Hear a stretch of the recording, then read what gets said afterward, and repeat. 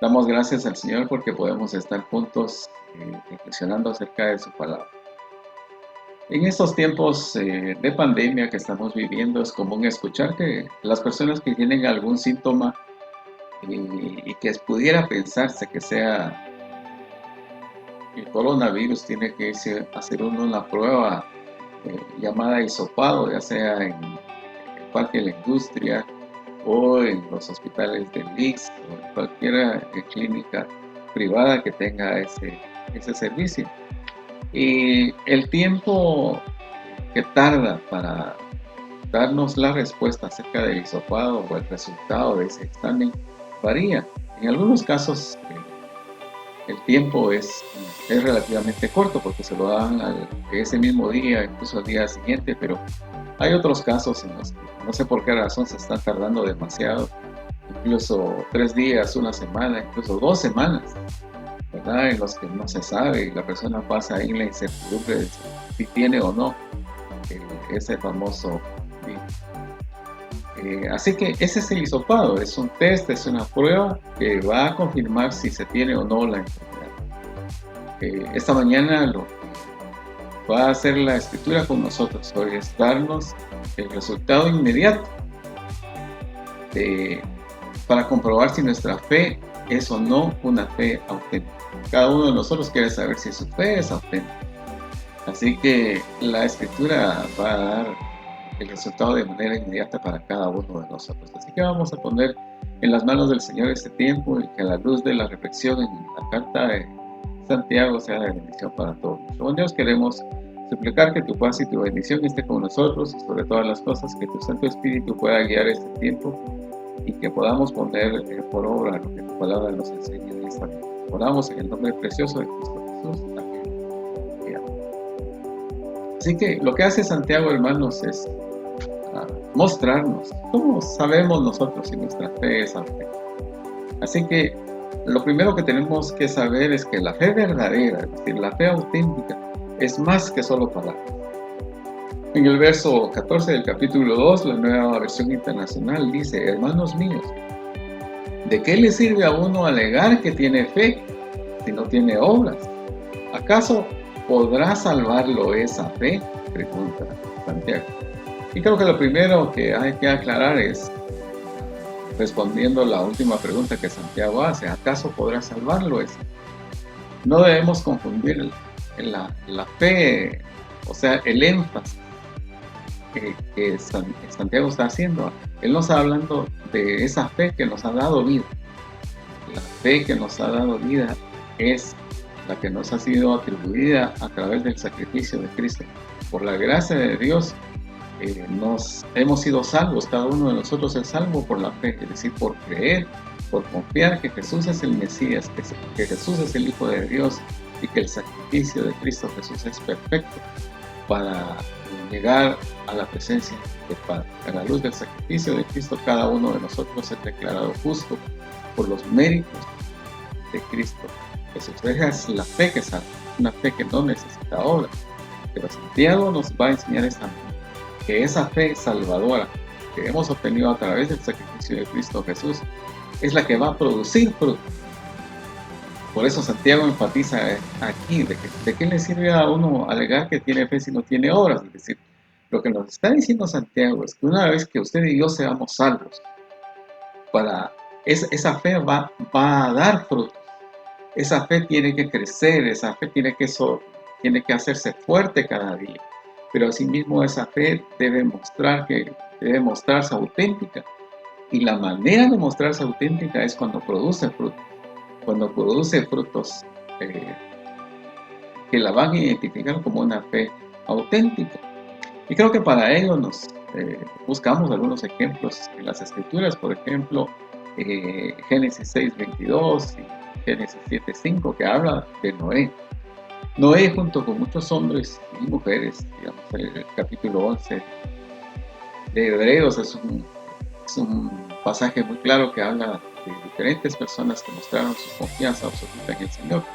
Y Génesis 6:22 nos dice acerca de Noé, y Noé hizo todo según lo que Dios le había mandado. Génesis 7:5 dice: Noé hizo todo de acuerdo con lo que el Señor le había mandado. La idea que se repite ahí, lo que nos está diciendo es que cuando Noé escuchó la instrucción de Dios, Noé confió en Dios. Esa fe, esa confianza, esa gracia que fue derramada en Noé, ¿verdad? Porque sabemos que la destrucción fue sobre todo ser vivientes, tanto hombres como animales, todos murieron excepto Noé con su familia y los animales que Dios quiso que se salvasen.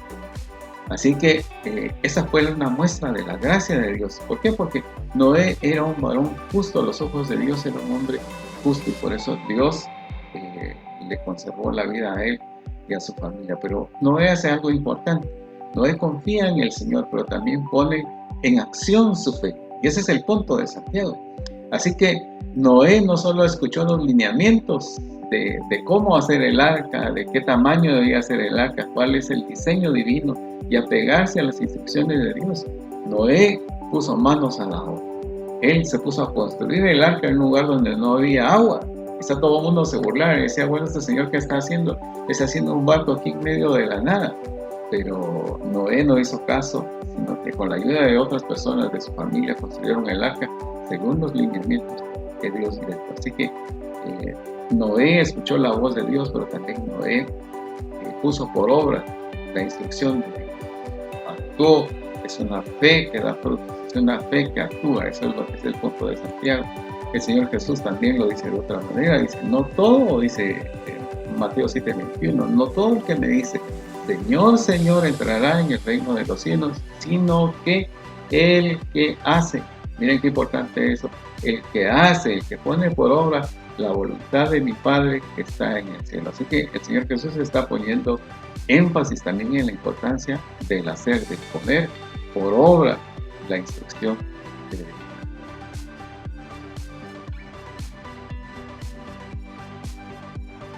Otra manera de comprobar si nuestra fe es auténtica, nos dice Santiago, es que la fe verdadera o la fe auténtica es más que palabras de ánimo.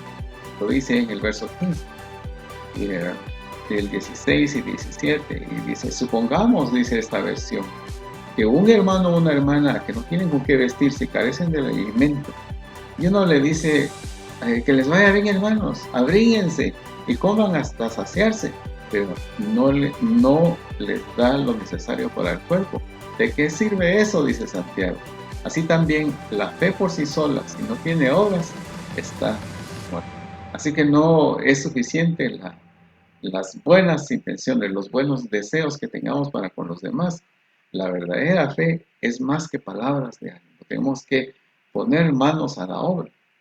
Miren el caso reciente que tuvimos en cuanto a la partida de nuestra hermana Aurora.